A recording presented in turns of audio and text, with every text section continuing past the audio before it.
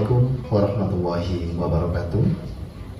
Pemirsa dan pendengar yang dirahmati oleh Allah, alhamdulillah pada kesempatan kali ini kita akan kembali berbincang-bincang bersama ibunda kita, Bunda Rukmini, yang kebetulan sudah sangat lama sekali kita tidak melakukan kegiatan dialog dan bincang-bincang membahas sesuatu tentang hal yang perlu dibahas. Baik, untuk kali ini kita akan secara langsung tanya seputar hal yang mungkin kita masih lumayan ngambang ya, mungkin kepastian dan hukumnya bagaimana. Kita akan tanya jawab bersama beliau. Langsung saja kita sapa. Assalamualaikum Ibu. Waalaikumsalam warahmatullahi wabarakatuh. Sehat Ibu? Alhamdulillah. Alhamdulillah. Ibu kalau diingat-ingat, tidak terasa Ibu dalam 1 tahun itu ternyata prosesnya sangat cepat Ibu. Bahkan besok di hari Sabtu insya Allah kita umat muslim akan melaksanakan puasa Ibu ya. Akan menyambut kedatangan tamu dan lain sebagainya. Sudah 3 tahun ya, tidak terasa 3 kali. Mungkin 3 Ramadan ini kalau kita ingat-ingat konten awal kita mulai dari Ramadan ya. Baik Ibu, langsung saja ke topik pembahasan karena saya sudah gemes tadi berangkat dari Pasuruan, juga sempat transit ke Hujanan dan lain-lain. Sudah terpikir saya ingin menanyakan ini karena ini momen ini sangat tepat sekali dengan edisi bulan Ramadan Ibu. Yang dimana saya tadi di pinggir jalan, di sepanjang perjalanan menuju ke sini itu ada beberapa kata marhaban ya Ramadan, marhaban syahrul Ramadan dan lain sebagainya. Ibu kalau boleh tahu nih Bu, biar saya nggak kemana-mana nih berpikirnya dan mengurai-ngurai sendiri ya Bu ya. Apa sih Bu maksud dari marhaban ya Ramadan itu Ibu? Ya, terima kasih. Saya sapa pemirsa dulu. Assalamualaikum warahmatullahi wabarakatuh. Jadi marhaban itu dari kata rahbun ya, yang artinya luas atau lapang. Jadi marhaban itu menggambarkan suasana penerimaan tamu yang disambut diterima dengan lapang dada, penuh kegembiraan. Jadi marhaban ya Ramadan mengandung arti menyambut Ramadan itu harusnya dengan lapang dada, penuh kegembiraan, namun bukan penuh dengan keluhan gitu ya, walaupun minyak goreng agak melonjak naiknya ya. Sebagian kecilnya banyak sih Bu yang mengeluh, waduh habis ini Ramadan kita nggak bisa ngopi siang-siang gitu. Ya. Baik Ibu, banyak istilah yang mengistilahkan bahwasanya Ramadan ini adalah tamu agung ya. Tamu agung artinya kenapa Bu kok disebut tamu atau mungkin bulan yang istimewa di antara 12 bulan? Iya, jadi kalau di Jawa gitu ada istilah jelang 1 hari, ya 2 hari 1 hari itu biasanya disebut megengan ya, mengagungkan karena akan kedatangan tamu, yang tamu itu disebut dengan tamu agung, yang datangnya hanya 1 tahun sekali. Jadi Ramadan itu diibaratkan sebagai tamu, dan kita sebagai tuan rumah yang harus menyambut tamu itu dengan lapang, dengan senang. Kalau di istilah Jawa itu ada kubuh ya, lungguh dan sukuh. Okay. Kalau di barat itu masih dipakai Bu, di daerah barat maksudnya Jawa yang bagian barat. Iya. Kubuh, lungguh, sukuh itu adat kayaknya Bu. Kalau berbicara tentang tamu agung dan lain-lain, ini kok saya jadi traveling jauh Bu, mengingat sebuah syair Bu. Jadi pas waktu saya kalau nggak salah ini madrasah ibtidaiyah, kalau nggak gitu menjelang madrasah sanawiyah, itu kebetulan kan kakek saya dari Kudus ya, Jawa Tengah gitu. Saya pernah ditembangkan dan dinyanyikan lantun syair itu, lagunya kalau tidak salah itu, kalau tidak salah itu syairnya begini: dayoe teko, beberno kloso, klosoe beda, tambalen bola, bola atau jadah gitu Bu. Jadi lagu ini panjang Bu, cuma saya sudah lupa yang maklum ya, sudah berapa puluh tahun Ibu. Kalau dikembalikan ke Ramadan sendiri ini hubungannya apa ya Bu? Iya. Tadi ditambal jadahnya mampu kan gitu. Kalau bahasa sekarang tetel ya. Tetel ya. Jadi begini, yang dimaksud dengan dayoe teko itu tamu itu ya adalah Ramadan itu. Jadi para istilahnya ulama yang mau masuk untuk menebarkan Islam di Jawa ini, ya saya walaupun bukan Jawa tapi saya Jawa Timur. Ibu asli mana Ibu? Paling ujung dari Sumeneb. Tapi kan Jawa Timur ya. Ya, jadi mungkin kalau belum pas, namun pernah belajar sejarah kebudayaan Islam. Salah satu tembang itu menyambut Ramadan sebenarnya. Jadi filosofinya luar biasa. Dayoe teko beberno kloso. Artinya apa? Kalau dikaitkan dengan marhaban itu artinya lapang. Kalau sudah orang duduk ya santai di bawah pakai kloso itu kan nyantai. Tikar ya. Ya. Jadi berlapang kan gitu. Kemudian kloso ini beda. Berarti kan bolong-bolong gitu ya. Maka disuruh tambal jadah, bukan bola. Jadah ya. Artinya apa? Bahwa karena akan ada tamu maka jangan disuguhi. Ya, artinya apa? Tikar kloso itu yang bolong-bolong ditempel dulu. Nah, nempel kenapa kok menggunakan jadah dari ketan itu? Karena itu lebih lengket. Kalau saya dulu waktu kecil kalau pakai suratan itu kan pakai nasi untuk ngelem amplop ya. Ya, Mas Indah juga menangis toh. Ya, jadi seperti itu. Nah, jadah itu diharapkan kan dari ketan itu harapannya lebih kuat. Nah, namun kok diistilahkan jadah mambu basi pakak no asu kan itu anjing gitu, dalam artian apa? Untuk nembel ya tempat kita yang sudah lapang di situ, artinya kita punya dosa-dosa tentu, punya salah dan dosa itu salah satu sifat manusia ya, mahallul khata' wa nisyan. Kemudian maka yang untuk nembel itu jangan sampai pakai jadah yang basi. Jangan pakai yang basi. Kenapa? Karena nanti ya mengecewakan tamu. Tamunya tentunya nggak betah ya. Artinya apa? Jangan melakukan sesuatu yang justru di situ akan akan menghilangkan nilai-nilai keagungan Ramadan itu sendiri. Maka disuruh yang sudah mampu-mampu itu ya layaknya dimakan oleh asu itu anjing, dalam artian anjing itu binatang yang najis. Kalau kena najisnya 7 kali maka disuruh lagi lanjutannya asunya mati 2 kali ini banjir dele di pinggir. Artinya apa? Sesuatu yang kotor, yang najis itu larutkan, hanyutkan. Iya, jadi dosa-dosa kita itu terus kita tutup dengan kesolihan. Jadi mungkin banyak perbuatan yang dikaitkan dengan jelang Ramadan maksudnya baik tapi nggak benar. Syair Jawa itu memang kalau diresapi atau dimaknai sangat dalam ya Bu ya. Cuma filosofinya yang agak disayangkan untuk generasi yang sekarang ini sudah banyak ya, gak jauh-jauh. Kita sendiri aja kadang mengingat syair itu aja masih belepotan. Iya, bukan hadis, bukan ayat, tapi maknanya luar biasa sebenarnya gitu ya. Luar biasa tembang itu karena memang supaya mudah untuk dipahami.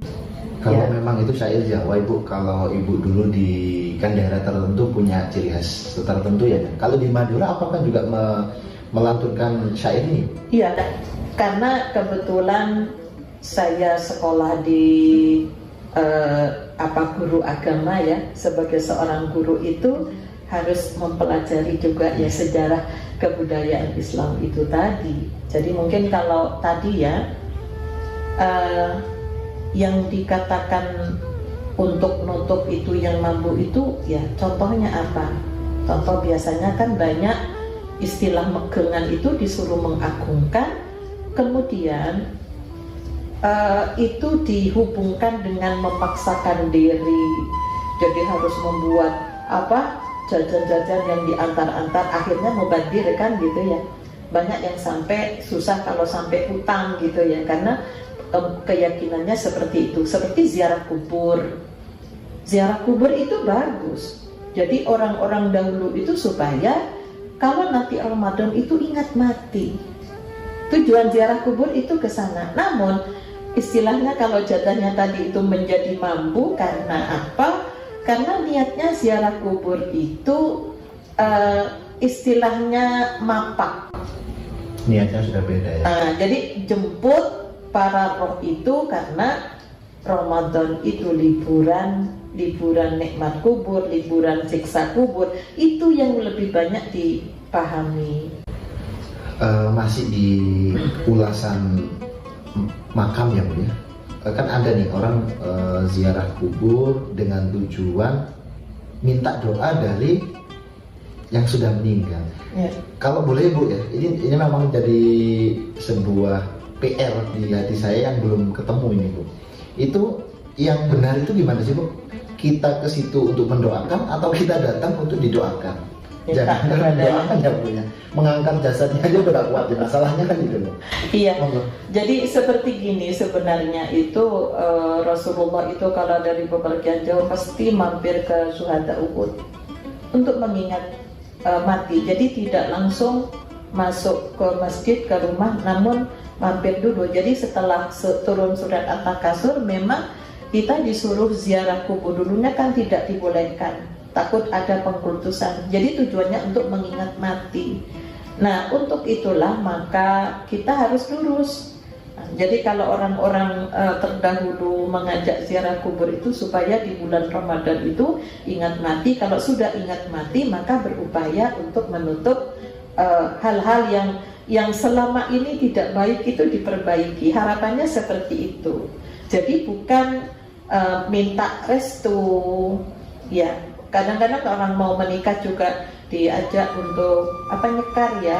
Itu enggak apa-apa kalau mengenalkan, oh ini ayahmu, ayah calon mertuamu itu betul-betul ada, mengenalkan. Itu enggak apa-apa, tujuannya untuk mengingat mati. Jadi jangan sampai punya anggapan bahwa di bulan Ramadan itu kegiatan aktivitas di alam kubur itu libur.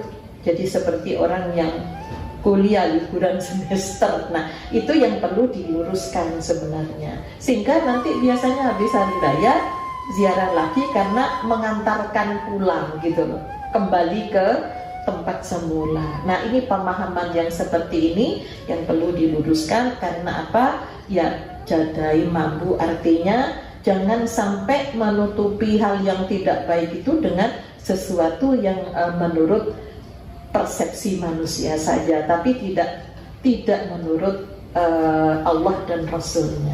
Ya. Berarti sesuai dengan ajaran dan anjuran ya Bu ya. Baik, luar biasa Bu. Kalau masalah syair tadi, nah ini Bu, kalau sudah kembali sama megengan yang agung tadi, nah sebelum hari raya banyak persiapan Ibu yang harus disiapkan, termasuk jajanan pasar buat suguhan. Itu kan arahnya lebih ke kayak suguh untuk menyuguhkan pada tamu-tamu. Datang ada tamu kita gupuh. Kalau gupuh bahasa Indonesianya itu lebih ke kayak panik ya Bu ya. Iya, iya. Terus dilanjutkan dengan suguh. Suguh itu memberikan sebuah hidangan atau mungkin jamuan.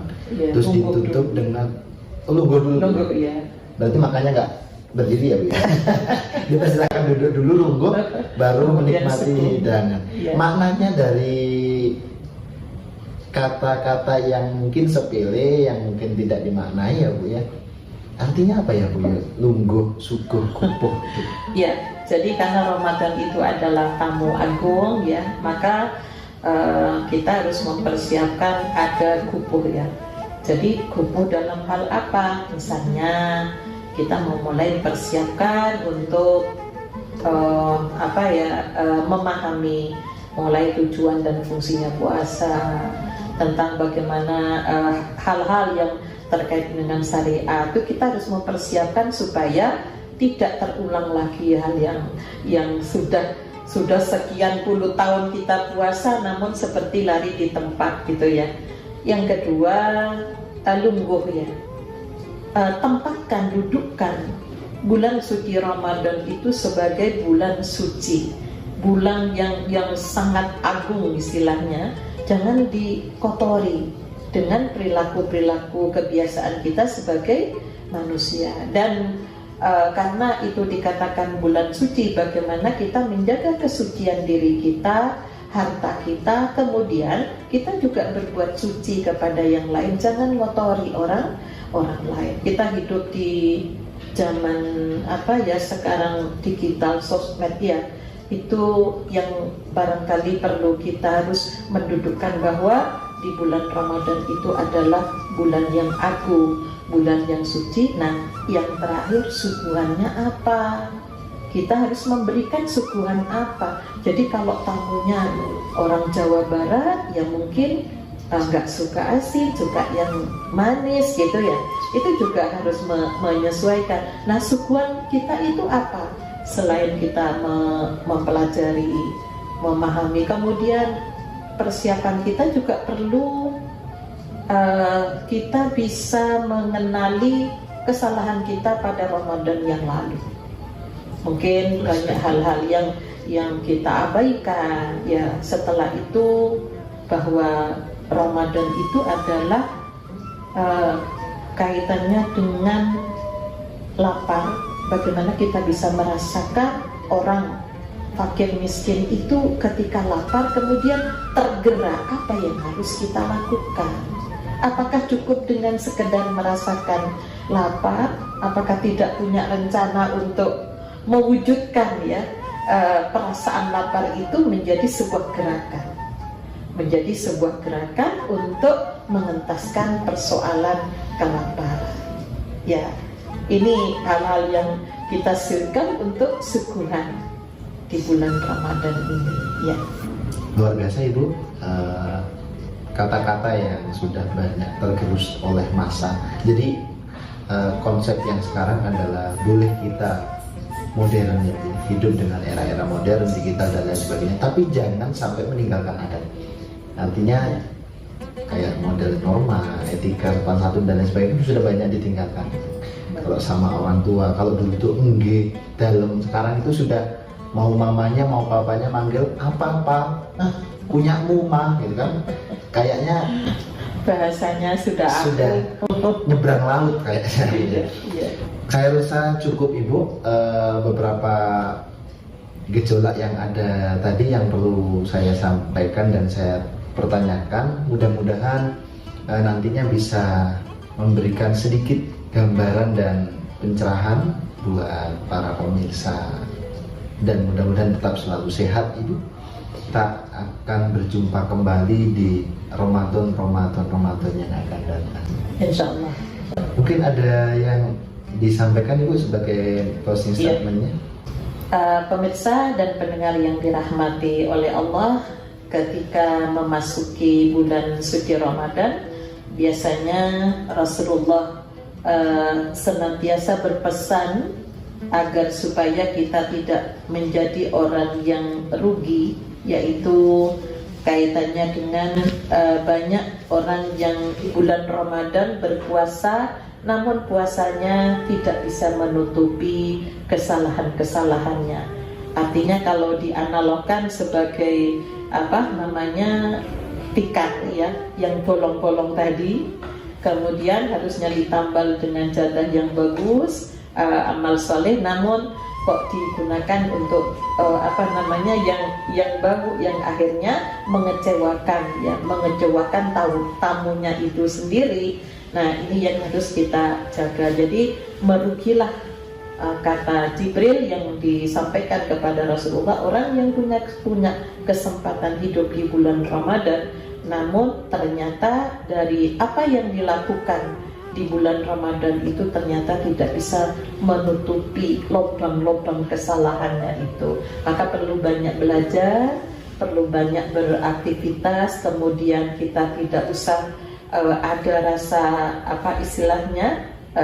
malu ya untuk bertanya berkaitan dengan sudah berapa kali kita puasa. Tentunya kita juga sudah diperlukan meningkatkan pada kualitas puasa kita, bukan hanya sekedar kuantitas. Ya, mudah-mudahan kita diberi kesempatan oleh Allah ya dengan kesehatan ya, dan juga dengan kekuatan iman dan ilmu kita. Baik Ibu, sebelum kita menginjak di edisi bulan Ramadan, Ibu mungkin yang muda-muda ini banyak salah hilaf selama setahun berjalan ya Ibu.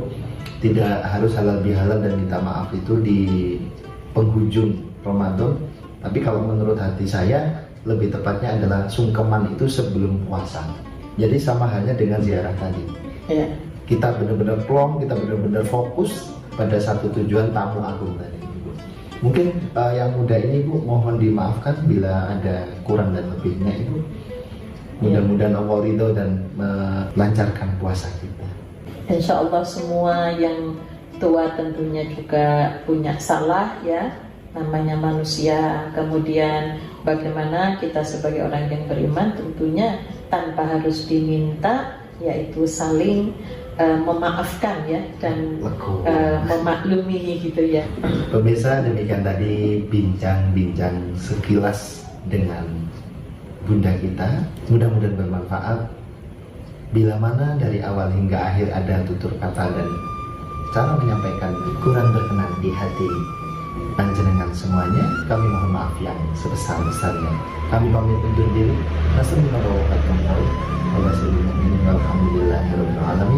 Assalamualaikum warahmatullahi wabarakatuh. Waalaikumsalam.